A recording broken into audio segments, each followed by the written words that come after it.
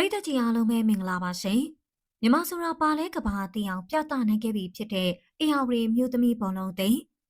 စင်ကာပူတရုတ်တိုင်ပေလက်ဘနွန်တို့လိုပန်ပုံးမွာကောင်းတဲ့နိုင်ငံတွေကချန်ပီယံအသင်းတွေကိုပေကိုလုံးဝမရှိဘဲသုံးပွဲဆက်အနိုင်ရလာတဲ့အတူ2026-2029အာရှအမျိုးသမီးချန်ပီယံလိ AFC Women's Champion League ခြေစစ်ပွဲကိုအောင်မြင်စွာကျော်ပြတ်သွားနိုင်ခဲ့ပြီပဲဖြစ်ပါတယ်။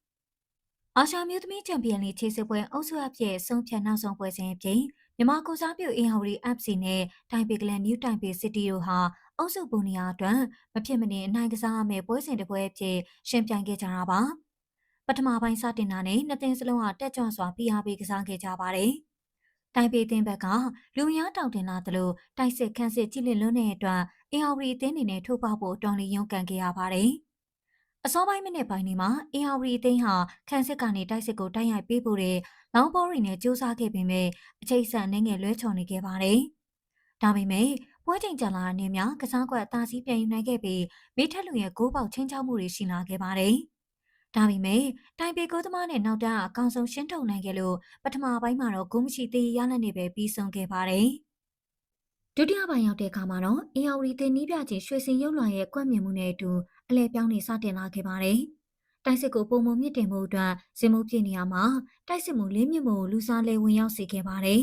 ။ဒီလူစားလဲမှုဟာပွဲရဲ့အဆုံးဖြတ်ပဲဖြစ်သွားခဲ့ပါတယ်။ပွဲချိန်56မိနစ်မှာတော့အင်အားဝတီတင်အတွက်တံပိုးကြီးမားဆုံးသောတလုံးနှင်းသောအနိုင်ကိုရရှိခဲ့ပါတယ်။ဒီကုန်းရရှိဖို့အတွက်အဓိကဖန်တီးပေးခဲ့သူကတော့ဂျပန်ဆာမူရိုင်းမာလေးကျောင်းနံပါတ်23မဆူအိုပဲဖြစ်ပါတယ်။မဆူအိုရဲ့လက်ပသေးတဲ့ဖြတ်တင်ပေါ်ကနေတဆင့်လူစားဝင်တိုက်စစ်မှုလင်းမြမှုကအမှားယွင်းမရှိအဆုံးသက်သွင်းယူပေးခဲ့တာပါ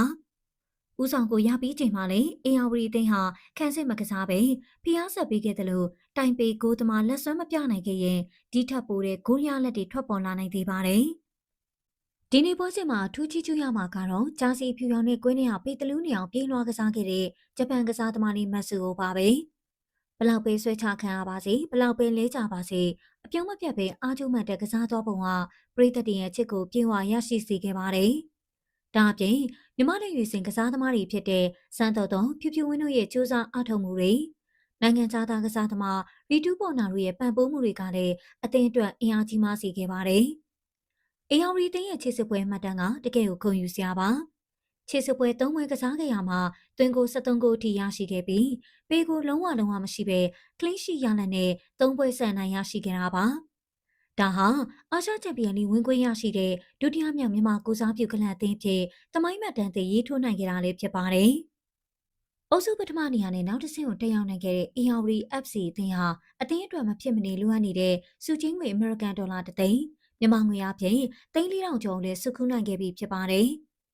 ဒီချေစွမ်းဒီလူစင်းအတိုင်းသာဆက်လက်ထိန်သိမ်းသွားနိုင်မယ်ဆိုရင်လာမယ့်9လပိုင်းမှာကျင်းပမယ်အာရှချန်ပီယံလိအုပ်စုအဆင့်မှာအာရှထိပ်သီးတွေကိုကျော်ဖြတ်ပြီးချန်ပီယံဆုကြီးကိုရယူနိုင်မယ်အခွင့်အရေးလည်းရှိနေပါတယ်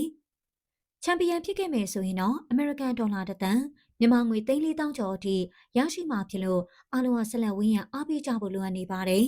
။မြမအမျိုးသမီးဘောလုံးလောကရဲ့ဂုဏ်သိက္ခာကိုအာရှအဆင့်မှာမြင့်တင်ပေးနိုင်ခဲ့တဲ့ AWD FC အသင်းသားတွေနီးပြဖွဲ့ဝင်တွေနဲ့တာဝန်ရှိသူတွေအားလုံးကိုဂုဏ်ပြုမှတ်တမ်းတင်ရပါတယ်။ပရိသတ်ကြီးတို့ရောလာမယ့်အုပ်စုအဆင့်ပွဲစဉ်ဒီမှာ AWD အသင်းဘလောက်ထိခီးဆက်နိုင်မယ်လို့ထင်ပါလဲ။ comment မှာဝင်ရောက်ဆွေးနွေးပေးသွားကြပါဦးရှင်။